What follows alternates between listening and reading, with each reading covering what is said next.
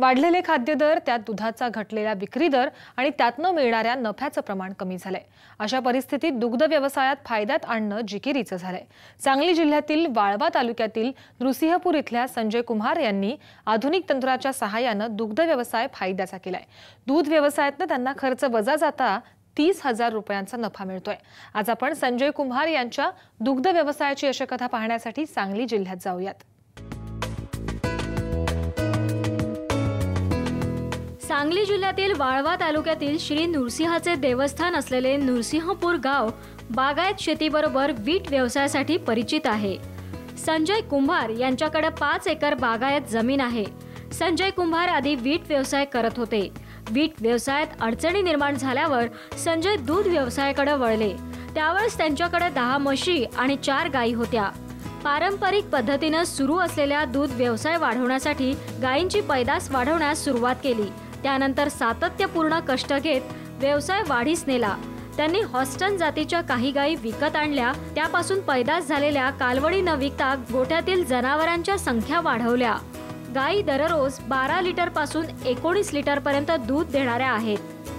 तर माझ्या पहिल्या 15 गायी होत्या, 10 खरेदी केल्या, अशा माझं 40 गायीचं युनिट आहे व त्याच्यापासून मी मुक्त गोठा तयार केला। मुक्त गोठ्यात माझ्या आता 40 गायी असून 40 गायी असून त्यातील 15 गायी दुधावरती आहेत, 15 गायी गाभण आहेत।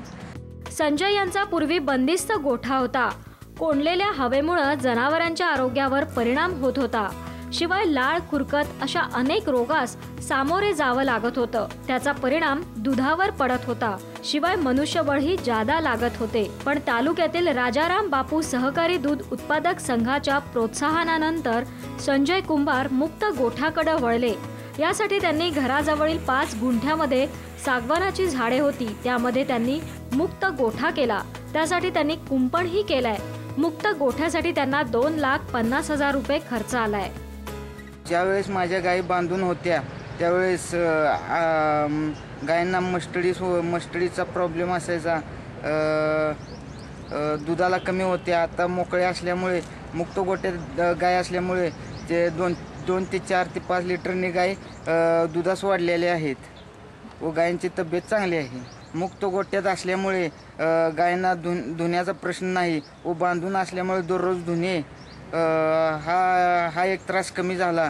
दिवसातून 2 वेळा वैरण घालणे, त्या मुक्त गोठ्यात असल्यामुळे 2 वेळाच वैरण घातली जाते व शेण न काढता तसेच असतात। त्यामुळे 50% त्रास कमी झाला व खर्च कमी झाला।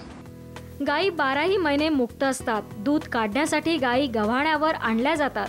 शिवाय जनावरांना पिण्याच्या पाण्यासाठी 6 फूट लांब टाकी बांधण्यात आली आहे। त्यामध्ये 24 तास पाणी सोडलं जात आहे। या सर्व व्यवस्थापनामुळे जनावरांचे आरोग्य आणि दुधामध्ये मोठ्या प्रमाणात वाढ झाली आहे। शिवाय वैरण काढणे आणि गोठ्यातील व्यवस्थापन संजय आणि त्यांचे वडील करतात।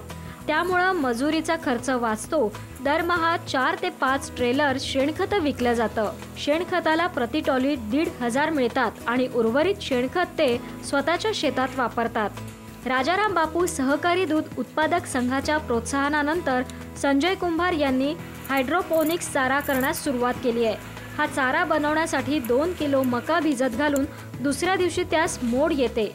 ओला मका ट्रेमध्ये भिजत घालायचा आणि 8 दिवसात चारा तयार होतो। जवळपास 18 ते 20 किलो चारा तयार होतो। कमी कालावधीत जास्त चारा जनावरांना उपलब्ध होतो। हा चारा जनावरांना पोषक असल्यानं दुधामध्ये वाढ होते।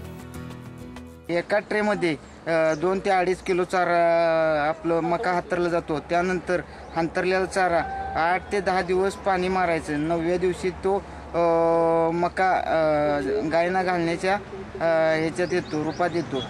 तो त्याच्या मुळापासून प्रोटीन व फायबर मिळते व त्याच्यामुळे फॅट व दूध वाढते। सुरुवातीला 2 किलो मका भिजू घालून 24 तास भिजू घालायचा। भिजू घातल्यानंतर तो दुसऱ्या दिवशी ओल्या फडक्यामध्ये तो मका झाकून ठेवायचा। त्याला मोड आल्यानंतर तो मका एक 3x4 च्या ट्रेमध्ये ठेवायचा आणि त्याला रोज सतत जसं आपण दव पडतो तसं त्याप्रमाणे झाऱ्याने पाणी मारायचे। अशा प्रकारे हा चारा 8 दिवसामध्ये तयार होतो। या चाऱ्यामध्ये सर्वसाधारण 2 किलो मक्यापासून 18 ते 20 किलोपर्यंत चारा उपलब्ध होतो। हे जर आपण अशा पद्धतीनं चारा उपलब्ध करू लागलो तर जमिनीविना किंवा मातीविना आपण चारा गोट्यामध्ये उपलब्ध करून घेऊ शकतो। सर्वसाधारण 20 किलो चारा उत्पन्न करण्यासाठी जमिनीतून आपण मका लावल्यानंतर आणि त्याला लागणारा कालावधी या सगळ्याच्या गोष्टीचा विचार करता ही पद्धत अतिशय चांगली आहे। हायड्रोपोनिक चारा हा सर्वसाधारण आपण दुभत्या जनावरांसाठी रोज 2 ते 3 किलो वापरला तरी चालू शकतो। याशिवाय जनावरांसाठी 20 गुंठ्यामध्ये हत्ती घास आणि हिरवा मका चाऱ्यांची लागवड करण्यात आली आहे। दिवसाला 250 ते 300 लिटर दूध राजाराम बापू दूध संघाला जातं। त्यांना महिन्याला 60,000 उत्पन्न मिळतं आणि खर्च 30,000 होतो। खर्च वजा जाता 30,000 रुपये निव्वळ नफा मिळतो। संजय कुंभार यांनी दुग्ध व्यवसायात आधुनिक तंत्राचा वापर केल्यानं त्यांचा दूध व्यवसाय फायद्याचा झालाय। आधुनिक तंत्रासोबतच संजय कुंभार यांच्याप्रमाणे कष्ट आणि जिद्द ठेवल्यास दुग्ध व्यवसाय फायदेशीर ठरतो। विजय पाटीलसह ब्युरो रिपोर्ट साम टीव्ही सांगली।